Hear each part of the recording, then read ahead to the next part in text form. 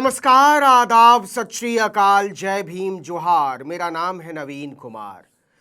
प्रधानमंत्री नरेंद्र मोदी क्यों अपनी भद्द पिटवाना चाहते हैं? वो लगातार लगे हुए हैं कि किसी भी तरह से महात्मा गांधी की जगह ली जाए, लेकिन उनके बस की बात नहीं है।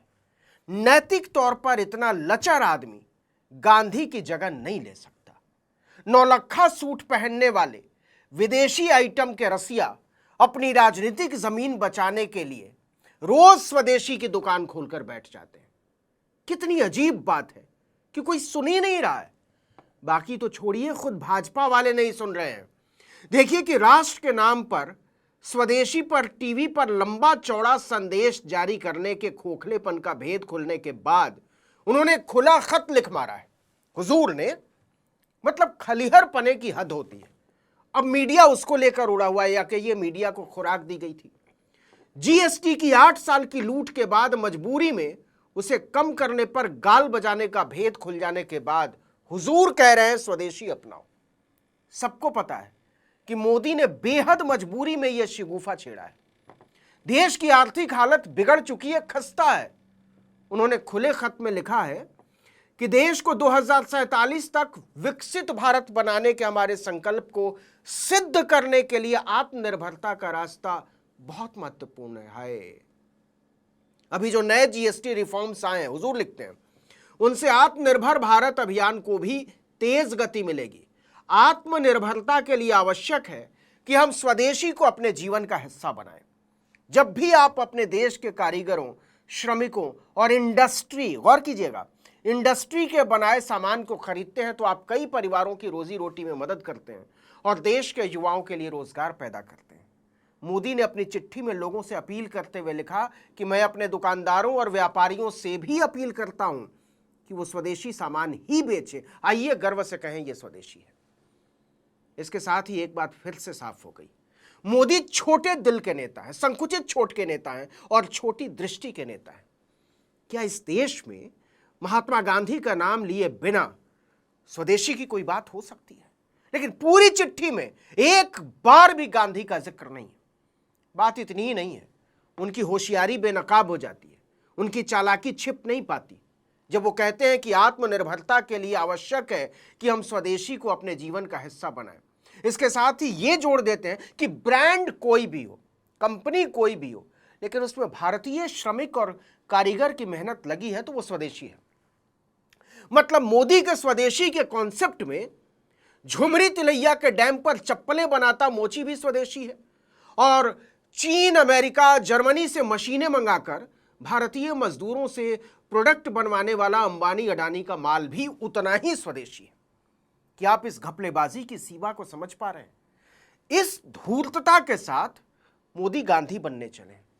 इसी बहाने एक बार फिर गांधी के स्वदेशी को समझने की जरूरत है। मैं जानता हूं आपके लिए यह बोरिंग होगा, अच्छा नहीं लगेगा, लेकिन धूर्त राजनीति की धृष्टताओं को समझने के लिए यह बेहद जरूरी है।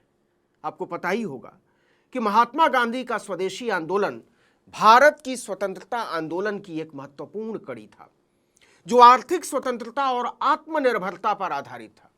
यह मूल रूप से 1905 में बंगाल विभाजन के विरोध में शुरू हुए स्वदेशी आंदोलन से प्रेरित था, लेकिन गांधी ने इसे 1915 में भारत लौटने के बाद एक व्यापक दर्शन और रणनीति के रूप में अपनाया।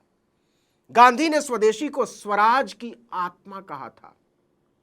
मोदी स्वदेशी का मतलब अडानी, अंबानी और गांव की कहानी को एक में मिला देना। गांधी के लिए स्वदेशी का मतलब केवल आर्थिक बहिष्कार नहीं था, बल्कि गांवों को आत्मनिर्भर बनाने, स्थानीय उद्योगों को बढ़ावा देने और ब्रिटिश साम्राज्यवाद की आर्थिक जड़ों को कमजोर करने का माध्यम था। मतलब विशाल बहुराष्ट्रीय कंपनियों के माल का बहिष्कार करके भारत के सूक्ष्म और कुटीर उद्योगों में निर्मित वस्तुओं के उपयोग को बढ़ावा देना। गांधी ने 1920 में इसे असहयोग आंदोलन का हिस्सा बनाया।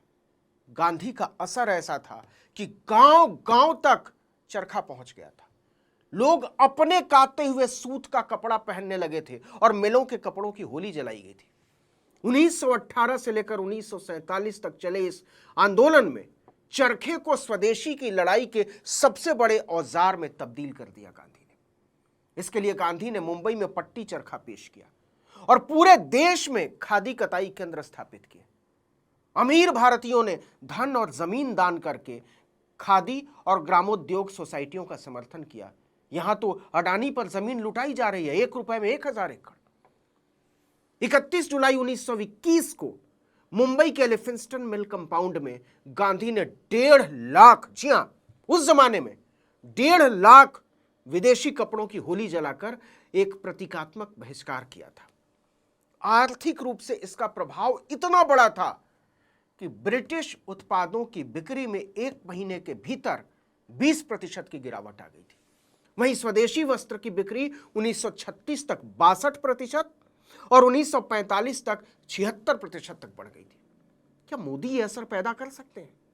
इसका सीधा जवाब है न तो उनके भीतर ये असर पैदा करने की नैतिकता है, न ईमानदारी है, न दूरदर्शिता है और न ही आत्मबल है। अपनी खिसकती राजनीतिक जमीन बचाने के लिए की जाने वाली धूर्तताएं किसी को गांधी के पासंग बराबर भी नहीं पहुंचा सकती। मोदी एक बेकार किस्म की कोशिश कर रहे हैं और वो जितनी कोशिश कर रहे हैं उतने बेनकाब होते जा रहे हैं। और सुनिए, गांधी का स्वदेशी आंदोलन केवल कपड़ों तक सीमित नहीं था। इसमें साबुन, माचिस फैक्ट्रियां, चमड़े के उद्योग, बैंक, दूसरे स्थानीय उद्योग भी शामिल थे और उनको बढ़ावा मिला। सामाजिक स्तर पर यह लाखों लोगों को जोड़ने वाला आंदोलन था, जिसमें ग्रामीण क्षेत्रों में बेरोजगारी कम करने और सांस्कृतिक विरासत को बचाने का प्रयास भी शामिल था। यह आंदोलन तो इस सच के बावजूद सफल हुआ, गौर कीजिएगा, कि भारतीय उत्पादों की गुणवत्ता कम थी और कीमत ज्यादा थी। और इसलिए सफल हुआ, इसके पीछे केवल एक वजह थी, जानते हैं क्या? देश को गांधी की नैतिकता पर कोई शक नहीं था। इस देश का बच्चा बच्चा जानता था और मानता था कि गांधी का साथ देना उनकी जिम्मेदारी है। मोदी के बारे में देश का एक आदमी भी ऐसा नहीं सोचता। बताइए कौन है, भले वो भाजपा का आदमी हो, कौन है जो चीनी सामान की तिलांजलि देने वाला है? किसी और की क्या बात करनी है? मोदी खुद विदेशी घड़ी, चश्मे, कलम और शॉल के शौकीन रहे। आज भी वो जर्मन गाड़ी से चलते हैं, जबकि भारत की कंपनियां एक से एक शानदार कारें बनाती हैं, एक से एक शानदार चश्मे बनाती हैं, कलमें बनाती हैं, घड़ियां बनाती हैं। पश्मीना शॉल पूरी दुनिया में मशहूर है। लेकिन मोदी के अपने शौक हमेशा से विदेशी ब्रांड रहे। इस नैतिक पाखंड के साथ वो गांधी का असर पैदा करने के बारे में सोच भी लेते हैं तो यह चालाकी नहीं है, धूर्तता नहीं है, तो और क्या है?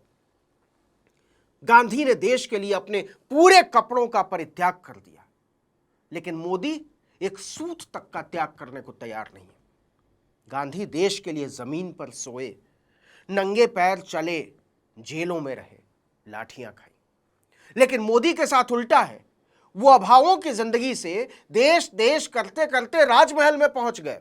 और कपड़ों का तो ऐसा है कि मोदी ने जितने कपड़े प्रधानमंत्री बनने के बाद बदले हैं, उन्हें अगर एक जगह सजा दिया जाए तो दिल्ली, मुंबई में कपड़ों का जो सबसे बड़ा शोरूम होगा वो छोटा पड़ जाएगा। जबकि गांधी ने जब लोगों से विदेशी सामान की सार्वजनिक होली जलाकर और स्वदेशी उत्पादों को अपनाने की अपील की, तो सबसे पहले अपने कपड़े उतार दिए, अपने जूते उतार दिए, अपना विदेशी उतार कर फेंक दिया। इसके सम्मान में छात्रों ने स्वदेशी के पक्ष में विदेशी के बहिष्कार के लिए रैलियां आयोजित की। बुद्धिजीवियों ने इसके आर्थिक तर्क समझाए और महिलाओं ने घर घर में चरखा चलाकर सहयोग दिया। जरा सोच कर देखिए, क्या मोदी की अपील के समर्थन में एक भी आदमी उतरा है? और जो उतरने का नाटक कर भी रहा है या आने वाले दिनों में करेगा, उसके अपने कपड़े देख लीजिएगा, उसका मोबाइल देख लीजिएगा, उसकी घड़ी देख लीजिएगा, चश्मा, जूता देख लीजिएगा। समझ में आ जाएगा कि देश को उल्लू बनाकर अपनी राजनीति बचाने की धूर्तताओं के अलावा उसमें नया क्या है। इस वीडियो में इतना ही। लेकिन अगर आपने आर्टिकल 19 इंडिया को अब तक सब्सक्राइब नहीं किया है तो फौरन कर लीजिए। बेल आइकॉन दबाइए, घंटी जैसी आकृति, लाइक कीजिए और कमेंट करके बताइए हमारा वीडियो आपको कैसा लगा।